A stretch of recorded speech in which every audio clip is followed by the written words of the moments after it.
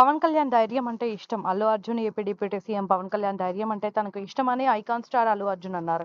తాను దగ్గర నుంచి చూసిన చాలా మంది నాయకులు, ప్రముఖుల్లో పవన్ డేరింగ్ పర్సన్ అని అంజపబుల్ షోలో చెప్పారు. ఏపీలో ఎన్నికల నుంచి పవన్, అల్లు అర్జున్ ఫ్యాన్స్ మధ్య సోషల్ మీడియా వార్ జరుగుతున్న తరుణంలో ఈ కామెంట్స్ చర్చనీయాంశమయ్యాయి. బన్నీ తాజా కామెంట్స్‌తో ఇప్పటికైనా వివాదానికి ఫుల్ స్టాప్ పడుతుందేమో చూడాలి.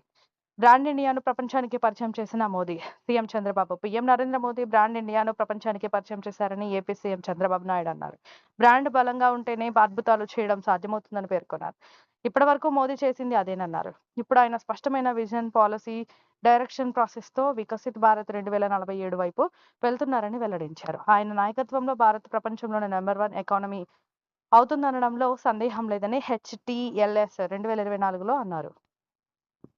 ఏ రాష్ట్రంలోనూ ఏడాదిలో 50,000 ఉద్యోగాలను ఇవ్వలేదు. రేవంత్ తాము అధికారంలోకి వచ్చిన ఏడాదిలోనే 50,000 ప్రభుత్వ ఉద్యోగాలు ఇచ్చామని తెలంగాణ సీఎం రేవంత్ రెడ్డి అన్నారు. మహారాష్ట్రలోని చంద్రపూర్‌లో ఎన్నికల ప్రచారంలో ఆయన మాట్లాడారు. దేశంలో ఏ రాష్ట్రంలోనూ ఏడాదిలో 50,000 ఉద్యోగాలు ఇవ్వలేదన్నారు. మహారాష్ట్రలో ప్రజా తీర్పును షిండే, అజిత్ పవార్ కాలరాశారని మండిపడ్డారు. చంద్రపూర్‌లో మహావికాస్ అఘాడీ అభ్యర్థిని గెలిపించాలని ఆయన కోరారు. అసెంబ్లీ సాక్షిగా ఇది బట్టబయలైందని ఆమె చెప్పారు. గత 5 ఏళ్లలో మహిళల అక్రమ రవాణా కేసులు 34 నమోదయ్యాయని స్వయంగా హోంమంత్రి అసెంబ్లీలో ప్రకటించారు. పవన్ కళ్యాణ్ ఒకసారి ఆత్మవిమర్శ చేసుకోవాలి. అధికారం కోసం ఎంతటి అబద్ధాలైనా చెప్తారా అంటూ ఆమె ఫైర్ అయ్యారు. రేవంత్‌కు కష్టం వస్తే బండి కాపాడుతున్నారు కేటీఆర్. టీజీ రాష్ట్రంలో కాంగ్రెస్‌కు బీజేపీ రక్షణ కవచంగా మారిందని కేటీఆర్ విమర్శించారు. రేవంత్‌కి కష్టం వచ్చినప్పుడల్లా బండి సంజయ్ కాపాడుతున్నారని అన్నారు. సీఎంను తిడితే బీజేపీలోని నేతలకు కోపం వస్తుందన్నారు. రేవంత్ కాంగ్రెస్‌లో ఉన్నారో, బీజేపీలో ఉన్నారో అనే అనుమానం కలుగుతుందని దుయ్యబట్టారు. దేవుళ్లను మోసం చేసిన వ్యక్తి రేవంత్ అని మండిపడ్డారు.